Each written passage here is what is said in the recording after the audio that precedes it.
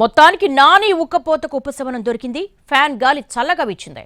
ప్రస్తుతానికి గ్రీటింగ్స్, పూలబొకే, కండువా కప్పుకోవడమే లేటు. కాకపోతే నాని నుంచి కొన్ని conditions.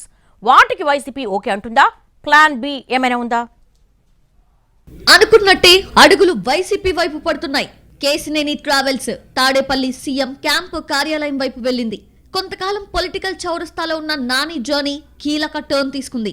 MP Kesineni Nani CM Jagan తో భేటీ అయ్యారు.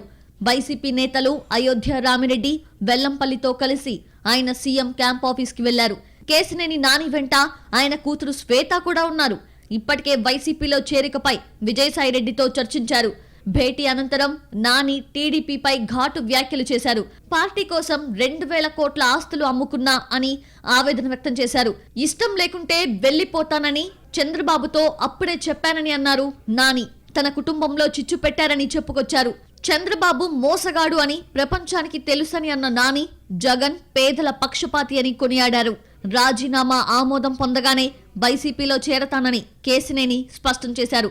జగన్ తో ప్రయాణం చేద్దామనుకుంటున్నా అని తన అభిప్రాయం చెప్పారు కేసినేని నాని. చంద్రబాబు నాయుడు ప్రచారానికి నువ్వు రావద్దు, నాతో పాటు ప్రచారానికి నువ్వు వస్తే వాళ్ళిద్దరూ రానంటున్నారు నాతో పాటు అని. ఒకేసారి మీరు వెళ్ళండి చెప్పి పంపించడం జరిగింది. ఒక సిట్టింగ్ ఎంపీ లేకుండా కార్పొరేషన్ ఎలక్షన్స్ లో నా కూతురు నుంచోబెట్టి నా డబ్బులు ఖర్చు పెట్టుకుని నేను లేకుండా ప్రచారానికి వచ్చాడు ఆయన, ఒక పార్టీ అధ్యక్షుడు.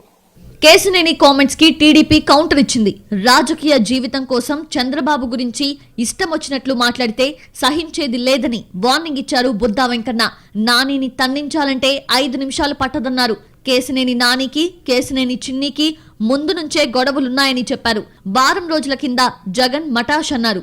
ఇప్పుడు అదే జగన్ దేవుడయ్యారా అని బుద్దా వెంకన్న ప్రశ్నించారు. నీకు 2 సార్లు పార్లమెంట్ సభ్యుడిస్తే ఏంటి, నువ్వేదో పెద్ద లావుగా ఉన్నావు, బండగా ఉన్నాను కాబట్టికే నువ్వు రెండోసారి గెలిచాను అనుకుంటున్నావా? జయదేవ్ గెలిచాడుగా.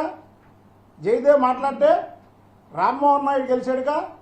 రామ్మోహన్ నాయుడు మాట్లాడవే నీకొక్కడికే ఒళ్ళు బలిసి ఆ రోజు బట్టి గెలిచిన మరుక్షణం నుంచి చంద్రబాబు నాయుడు గారి మీద, తెలుగుదేశం పార్టీ మీద, మా మీద అనేక రకాల మాటలు మాట్లాడితే మేము నోరు మూసుకొని కూర్చున్నాం. ఎందుకో తెలుసా? చంద్రబాబు గారికి నేను మాట ఇచ్చా. రాజీనామా ఆమోదం తర్వాత వైసీపీలో చేరతానని నాని ఒక మెసేజ్ అయితే ఇచ్చారు. కానీ అందుకు కొన్ని హిడెన్ కండిషన్స్ పెట్టినట్లు సమాచారం. తిరువూరు ఎమ్మెల్యేగా తన అనుచరుడు నల్లగట్ల స్వామిదాస్ కి టికెట్ ఇవ్వాలని కోరుతున్నారు నాని. అయితే విజయవాడ ఎంపీగా బీసీ సామాజిక వర్గానికి చెందిన వ్యక్తిని బరిలోకి దించాలి అని వైసీపీ భావిస్తోంది. మరి నాని తన డిమాండ్తోనే పార్టీలో చేరితే వైసీపీ బీసీ క్యాండిడేట్ ఆలోచనని విరమించుకుంటుందా, లేదంటే ప్లాన్ బి అమలు చేస్తుందా? ఇది ప్రస్తుతానికి సస్పెన్స్. కేసినేని నాని విజయవాడ నుంచి 2 సార్లు పార్లమెంటుకి ఎన్నికయ్యారు. 2014, 2019 ఎన్నికల్లో తెలుగుదేశం పార్టీ తరపున పోటీ చేసి గెలిచారు. విజయవాడ ఎంపీగా కేసినేని నాని ఉండగానే ఇన్ఛార్జిగా ఆయన సోదరుడు కేసినేని చిన్నిని నియమించింది టీడీపీ అధిష్టానం. చిన్ని నానిని వ్యతిరేకించే వర్గంతో పనిచేస్తున్నారు. ఈ క్రమంలో విజయవాడ పార్లమెంట్ టికెట్ కూడా మరో వ్యక్తికి ఇస్తున్నట్లు నేతల ద్వారా నానికి చెప్పించింది టీడీపీ హైకమాండ్. కేసినేని నాని అభ్యర్థిత్వాన్ని ఎప్పటినుంచో టీడీపీలోని మరో వర్గం వ్యతిరేకిస్తోంది. బుద్దా వెంకన్న, నాగుల్ మీరా వంటి నేతలు నానిని వద్దంటే వద్దని చెబుతున్నారు.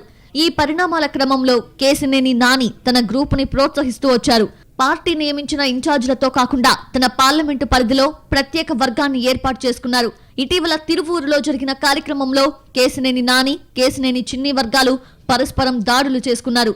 2 వర్గాలకు చెందిన నేతలు గాయపడ్డారు.